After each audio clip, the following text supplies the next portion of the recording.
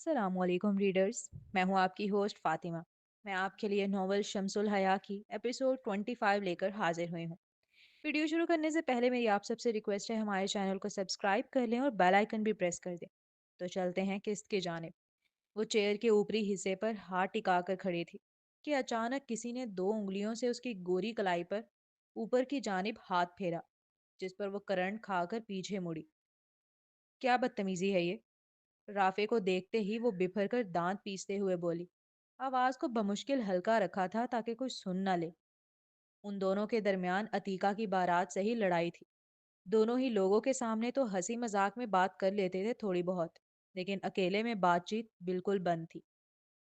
तुम ना मेरे सामने ये ज्यादा पारसा बनने का नाटक मत करो। टिकटॉक लाइव पर बैठकर क्या कुछ करती हो तुम सब देख रखा है मैंने। राफे की नजरें निहायत ही गंदी और गलाजत से भरी थीं जब वो ये जुमले अदा कर रहा था। उसकी निगाहें इतनी बेबाक सी थीं कि अलिशबा खुद को अनकंफर्टेबल महसूस करने लगी। मुझे तुम्हारे मुंह नहीं लगना। मैं कितनी पारसा हूँ और कितनी नहीं, इसका सबूत मुझे तुम्हें देने की जरूरत नहीं। और तुम्हारी ये जो कुत्ते जैसी नजरें हैं ना, इन्हें हद में रखना सीखो। उसकी आंखों में आंखें डाल, दांत पीसते हुए निहायत कदूरत से कहती वहां से चली गई थी वो। राफे को लगा था वो आराम से उसे ब्लैकमेल कर सकता है, क्योंकि वो जानता है जिरम को उसके टिकटॉक लाइव पर बैठने का कोई इल्म नहीं, और वो शुरू से इन चीज़ों के कितना खिलाफ रहा है। और उसके वालिद तो अनपढ़ से आदमी हैं, उन्हें तो पता भी नहीं होगा बेटी करती क्या है कमरे में अकेले। मगर उसके ब्लैकमेल करने के सारे अरमान ठंडे पड़ गए जब वो गुर्रा कर, बगैर झमे या लचक दिखाए या कोई डर जाहिर किए, आंखों में आंखें डाल जवाब देकर वहां से चली गई। वो गुस्से से खड़ा अपने सीधे हाथ के अंगूठे को उल्टे हाथ की हथेली पर रखकर और सीधे हाथ की चार उंगलियां उल्टे हाथ की पुश्त पर जमाए अंगूठे को मुसलसल रगड़ने लगा हथेली से। साथ साथ नजरें अलिशबा पर टिकाए जेरे लब कुड़कुड़ाए चले जा रहा था। अब चलते हैं अगले सीन की जानिब। अच्छा जी, हम चलते हैं। अब 15 दिन बाद आएंगे हम निकाह के लिए। और हम इसी तरह सादगी से निकाह चाहते हैं जैसे आज आपने ये तकरीब की। मुझे ये बहुत अच्छी लगी, सब कुछ आराम से हो गया। मुझे ना शोर शराबा इतना पसंद नहीं है। और रुमान के डैड की तरफ से बहुत माजरत। वो खुद आना चाह रहे थे लेकिन अचानक उनकी तबीयत खराब हो गई। उन्होंने कहा तुम लोग जाओ, मैं निकाह वाले दिन आ जाऊंगा। मैंने भी ज्यादा जिद नहीं की, क्योंकि उनका ब्लड प्रेशर एक बार हाई हो जाता है ना, फिर संभालना मुश्किल हो जाता है। फिर उन्हें सोना ही होता है दवाई खाकर। मैं उन्हें सुलाकर आ गई थी दवाई खिलाने के बाद। अरूज बेगम आखिरी विदा लेते हुए अपने शोहर की जानिब से माजरत करने लगी, जिस पर बरीरा की दादी, ताइयां, फुप्पो, वालदा सभी उनकी माजरत को कबूल करते हुए उन्हें दरवाजे तक छोड़ने आए। जबकि रोमान को सारे कजन्स ने मिलकर रोक लिया था कि वो आराम से आ जाएगा बाद में।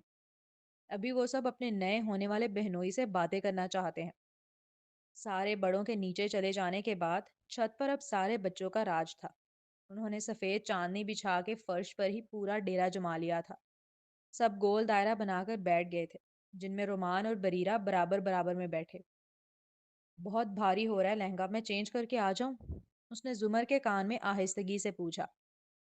कोई जरूरत नहीं है, तुम्हारा मंगेतर बैठा हुआ है, सीधी बैठी रहो। जुमर ने आंखें दिखाकर साफ मना किया। तुम कपड़े चेंज करके आ जाओ ना, इतने भारी कपड़े पहने हुए हो, अनकंफर्टेबल हो रही होगी। अभी वो जुमर से बात कर कर सीधी होकर बैठी ही थी कि उसके कान के पास मुंह लाकर रुमान ने आहिस्तगी से सरगोशी की, जिस पर वो हैरत से उसकी जानिब देखने लगी। क्या वो महसूस कर सकता था उसके अनकंफर्टेबल होने को? क्योंकि बाकी तो कोई नहीं कर रहा था। ओके, मैं 5 मिनट में आती हूँ। रोमान ने जब खुद कह दिया सामने से कि कपड़े चेंज कराओ, तो फिर अब किसी की इजाजत की क्या जरूरत रह गई? वो भी आहिस्तगी से गोया हुई। जल्दी आना, मैं किसी को नहीं जानता यहाँ। वो नर्वस होकर कह रहा था, जिस पर बरीरा मुस्कुराने लगी। बेफिक्र रहो, मेरे कजन्स तुम्हें खाएंगे नहीं। वो खासा इस्तेहजाइया अंदाज में गोया हुई थी उसे नर्वस होता देख। मैं बस नहीं चाहता मैं कुछ गलत बोल दूं, उसने अपनी सादगी में कहा तो बरीरा उसका चेहरा देखने लगी। वो भी निहायत बेयकीनी के आलम में। रोमान एहसन शेख कब से दूसरों के जज्बात की और उस एहसासात की फिक्र करने लगा? वो कब से बोलने से पहले सोचने लगा? हम सोच रहे हैं पिकनिक प्लान करें, आप चलेंगे? जब अलिशबा ने पूछा तो रोमान ने ज्यादा सोचे बगैर असबात में सर हिला दिया। तो फिर जल्दी प्लान करते हैं, क्योंकि मैंने सुना है कि आप 15 दिन के लिए ही यहाँ पर हैं, इसके बाद आप वापस चले जाएंगे। जेरम के कहते ही रोमान हाँ में हाँ मिलाने लगा। वैसे एक्टिंग वगैरह के अलावा आप क्या करते हैं? وہ زمر تھی جس نے انٹرویو لینے والے انداز میں استفسار کیا، اور وہ سب بیٹھے بھی اسی لیے ہی تھے تاکہ وہ رومان کو اچھی طرح جان سکیں۔ آخر وہ ان کی فیملی کا ایک نیا ممبر بننے والا تھا۔ پڑھ رہا ہوں میں ابھی، یونیورسٹی جاتا ہوں میں بھی۔ اتنا نروس تو وہ اپنا پہلا آڈیشن دیتے ہوئے نہیں ہوا تھا جتنا بریرہ کے کزنس کے سوالات دیتے ہوئے ہو رہا تھا۔ ان پر اچھا امپریشن جما لینا چاہتا تھا پہلی بار میں ہی، کیونکہ وہ عام لوگ نہیں تھے، وہ بریرہ کی فیملی تھی، اس کی ہونے والی وائف کی فیملی، اس کے سسرالی۔ اسموکنگ یا ڈرنکنگ وغیرہ کرتے ہو؟ موزم نے بغیر کسی لچک کے صاف سوال کیا۔ نہیں، بالکل نہیں، پہلے کرتا تھا مگر بریرہ کو یہ سب پسند نہیں تھا تو میں نے چھوڑ دیا۔ واؤ!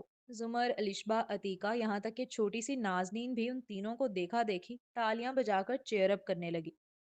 وہ سب کو ہی بہت فرینڈلی بندہ لگا، ذرا سا بھی غرور نہیں تھا اس میں، جیسا سب نے امیجن کر رکھا تھا اس کے متعلق۔ اس لڑکے کی سادگی کا عالم یہ تھا کہ ان سب کے ساتھ نیچے چاندنی پر بیٹھا ہوا تھا، اور یہی چیز بریرہ نے سب سے زیادہ نوٹ کی واپس آنے کے بعد۔ اب اگلا سین۔ وہ صبح سے مارا مارا پھر رہا تھا سڑکوں پر۔ آج اس لڑکی کی منگنی تھی جو بچپن سے اس کے نام سے منسوب رہی، جو اس کی تھی۔ 3 بجے رات کے جب گھر لوٹا تو اب مکمل خاموشی تاری تھی۔ وہ ڈائریکٹ دادی کے کمرے میں آیا۔ وہ سو رہی تھی بیڈ پر۔ وہ وہیں سامنے صوفے پر بیٹھ گیا۔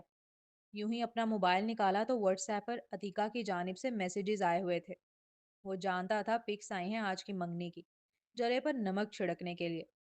کچھ دیر تک انگلی ہوا میں رہی کہ کلک کرے یا نہیں، اور پھر ہمت کی اور کلک کر لی کہ دیکھے تو صحیح وہ منگنی کی دلہن بن کر لگتی کیسی ہے۔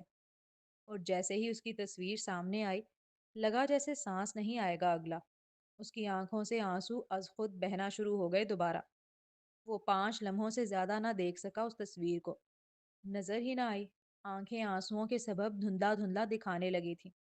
آنکھوں سے آنسو صاف کر اس نے فوراً وہ میسج نکالا جو بریرہ نے اسے بھیجا تھا آخری بار۔ اس نے وہ میسج کبھی ڈیلیٹ کیا ہی نہیں، وہ شروع سے اس کے لیے خاص تھا۔ اب چلتے ہیں اگلے سین کی جانب۔ یہ تصویر تابش کو کس نے بھیجی؟ بریرہ کی تصویر تابش کے نمبر پر اپنے موبائل سے سینڈ ہوئی دیکھ وہ چونکا۔ میں نے، پیچھے سے آنے والی آواز پر اس نے حیرت سے پلٹ کر دیکھا۔ مگر کیوں؟ خاصا احتجاج اور اعتراض تھا اس کے لہجے میں یہ سوال کرتے وقت۔ کیونکہ مجھے نہیں لگتا ہم ٹھیک کر رہے ہیں بریرہ سے سچ چھپا کر۔ زینیا کی آنکھوں میں گلٹ تھا۔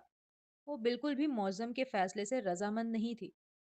تصویر بھیج کر کیا ہوگا؟ وہ بیچارہ اور تکلیف میں آ جائے گا۔ معظم خفگی سے جتاتے ہوئے گویا ہوا۔ اس کا شدت سے دل کیا تھا کہ وہ زینیا کی عقل پر ماتم کرے، مگر وہ لڑکی تھی اور لڑکیاں ایموشنل ہوتی ہیں بہت زیادہ۔ وہ صرف دل سے سوچ رہی تھی، جبکہ یہ وقت دماغ سے کام لینے کا تھا۔ میں نے اسے تکلیف میں مبتلا کرنے کے لیے نہیں بھیجی، میں بس چاہتی ہوں کہ اس کی محبت جاگے اور وہ بریرہ کو آ کر خود سب کچھ سچ بتا دے۔ پھر بریرہ فیصلہ کرے کیا کرنا ہے۔ ہم سب کیوں اس کے بڑے بن گئے ہیں؟ ہم سب کیوں اسے فیصلہ نہیں کرنے دے رہے؟ کیا تم نے نہیں دیکھا وہ بالکل خوش نہیں تھی آج؟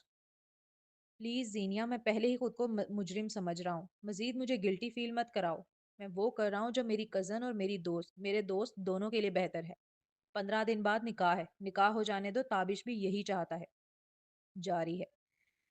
تو جی جناب، یہ تھی سیکنڈ ایپیسوڈ جو آپ لوگوں کو ایز اے سرپرائز مل چکی ہے، بہت بہت مبارک ہو۔ تو چلتے ہیں ریویو کی جانب۔ تو بھائی، مطلب میں نے کہا تھا نا کہ کچھ نہ کچھ مسئلہ ہے، آپ لوگوں کو بھی یہی لگتا تھا، تو اب اس سب میں اس کا کیا مطلب کہ معظم اس میں انوالوڈ ہے؟ خیر، اس نے کچھ اچھا ہی سوچا ہوگا، ایسا وہ مطلب بریرہ کا دشمن تو نہیں ہے، لیکن سٹل مجھے سمجھ نہیں آئی کہ اس نے کیا ایسا بولا ہے کہ وہ بیچارہ پیچھے ہٹ گیا ہے۔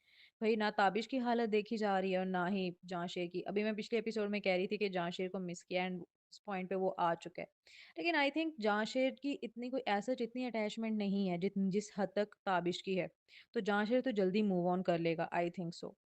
تو لیکن تابش کے لیے مجھے بہت زیادہ برا لگ رہا ہے، مطلب آپ اتنے سال، 2 سال تو رہے ہیں وہ لوگ ساتھ، اور پھر بھی اتنا کچھ ہو گیا، ایون بریرہ جو ہے وہ موو آن نہیں کر پائی۔